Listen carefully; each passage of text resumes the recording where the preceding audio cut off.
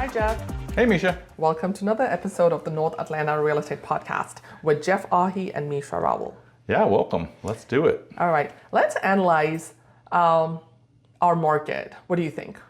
Yeah, I think it's a good idea. I mean, it's sort of changing now a little bit, so it'd probably be a good idea to, I guess, sort of catch everybody up to speed of what's going on. Yeah, pre-COVID, post-COVID, see what's the latest happening after COVID. So we are going to look at North Atlanta, South Forsyth, and kind of see what the trends are these days, especially with the return to work. We've seen a lot of changes happening in the real estate market.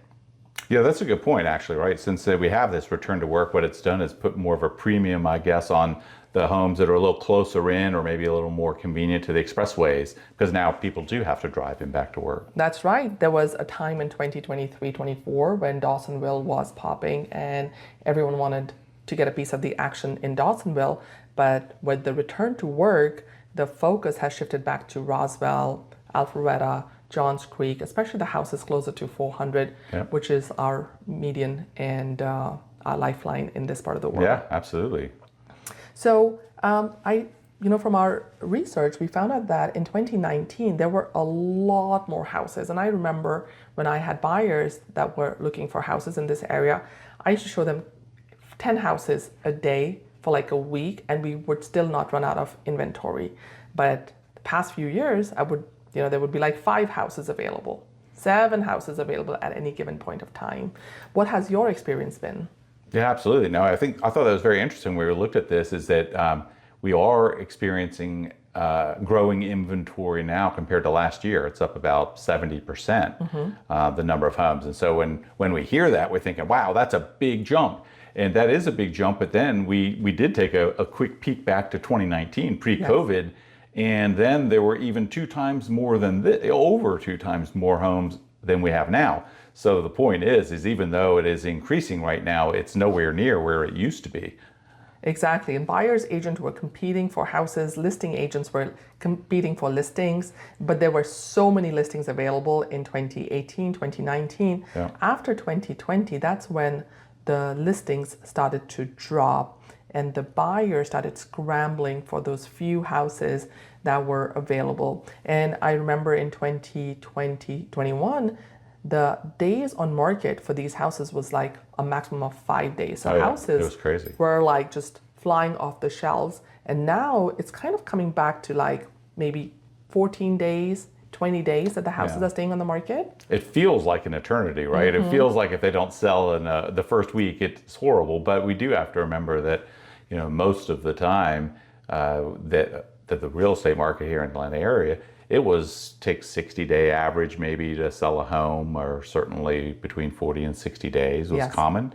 So we're still pretty low, and it would still say that, maybe we're headed to a balanced market where the sellers or buyers are kind of even footing. That's right. Yeah. Because in 2012, we had an inventory worth 6 months worth of inventory in 2012. Yeah. Then it dropped to less than a month in 2021. And now we are close to about 3 months worth of inventory as of June 2025. So we are kind of getting up there, there's so many listings available, which is, I think, one of the reasons why we're seeing some houses being dramatically slashed in prices, because listing agents are not used to having the houses sit for more than a week before they urge their sellers to cut the prices.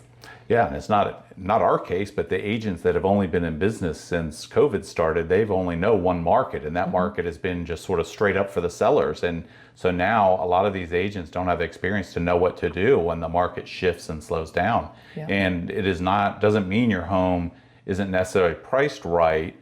It may not be, but it doesn't mean necessarily because it takes a week to sell. It's just, it's going to take longer to get that number of buyers through your house. Yeah, now. Absolutely. Yeah. But that was not the case for one of your buyers. Is that correct, you're talking Jeff? My brother. Yeah, that was brother and his girlfriend were looking for a house, and it was crazy last weekend. We found a great house, and it was up in North Fulton in Johns Creek in Doublegate subdivision. I think it was 780 Mount Oglethorpe was the address of that property.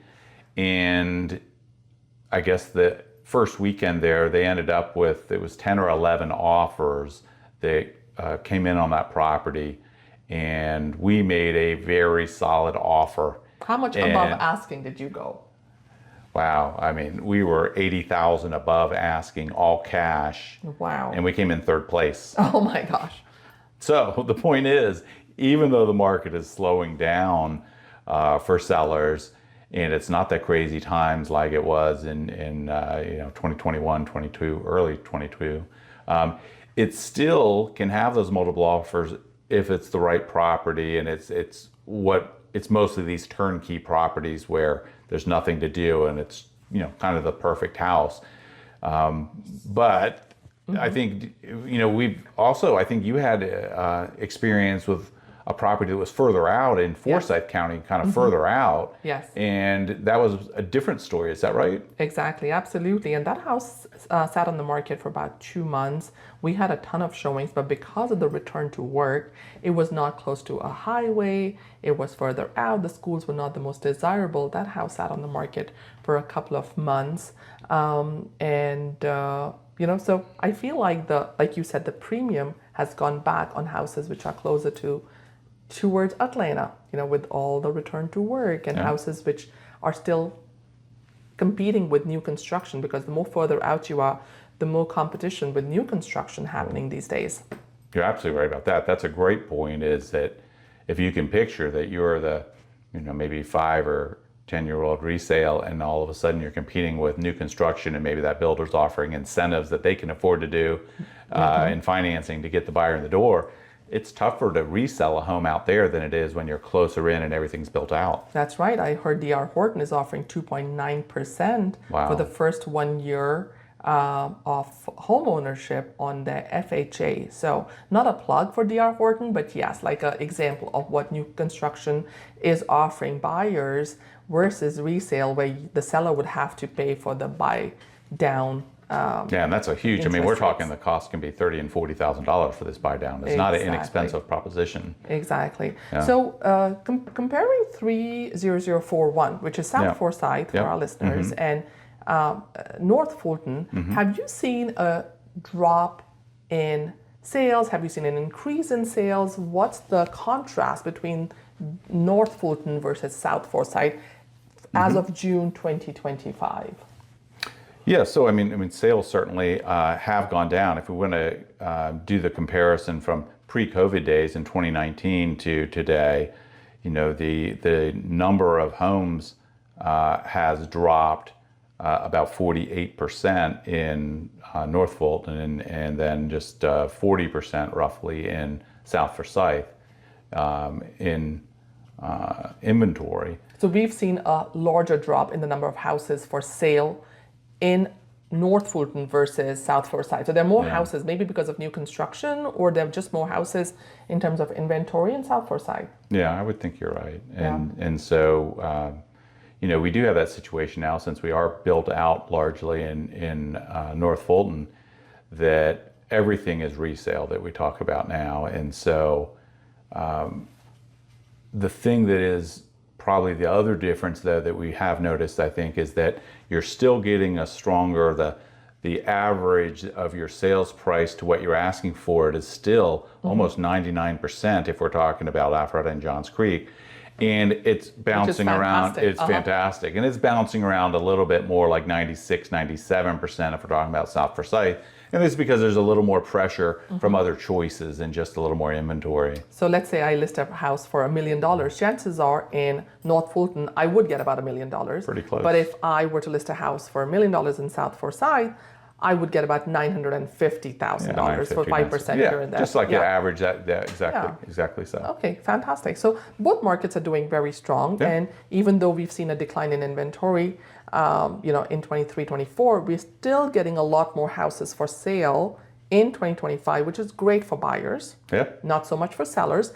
Right. But for sellers, if a house is in turnkey, move-in ready, updated, like you had in DoubleTree, the house goes above list price even now within a few days. It can. And it's not that was probably not a normal, that was a normal home. It was really done up well. But I would say that your advice is exactly correct. If you're the seller and your house is pretty much turnkey, you're still going to have a good experience on the market.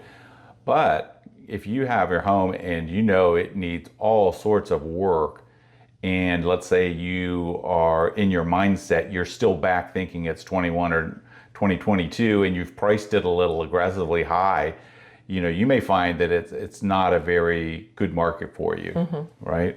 You have to adapt to this market, and it is shifting a bit. We can't pretend like it's as strong as it was a few years ago. Perfect. That brings me to the next topic. Maybe we should talk about what sellers should do to get the house ready for the market in our next episode. I think that would be a great topic for our next episode. Fantastic, Jeff. Thank you so much. And all the information that we got was from InfoSparks, which is given to us by FMLS and powered by CoreLogic. Yeah, and if anybody wants to, I guess, get some insights on their maybe a particular situation, I guess they can reach out to us because we're happy to share that with them, right? Fantastic. And that is Jeff Ahi, and this is Meesha Rawal, and it was wonderful talking to y'all. Yeah, bye for now.